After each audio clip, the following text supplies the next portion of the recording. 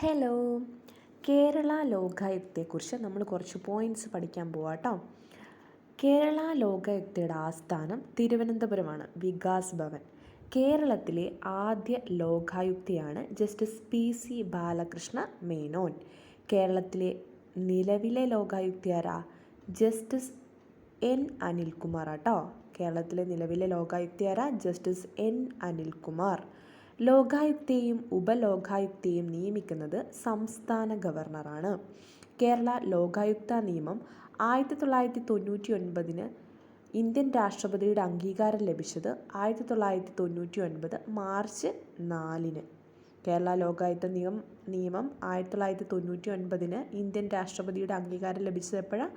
1999 March 4. Kerala ലോകായുക്തയുടെ സേവന വേതന വ്യവസ്ഥകൾ ഏതു പദവിയുടെ സേവന വേതന വ്യവസ്ഥയ്ക്ക് തുല്യമാണ്? സുപ്രീം കോടതി ജഡ്ജി അല്ലെങ്കിൽ ഹൈക്കോടതി ചീഫ് ജസ്റ്റിസിൻ്റെ.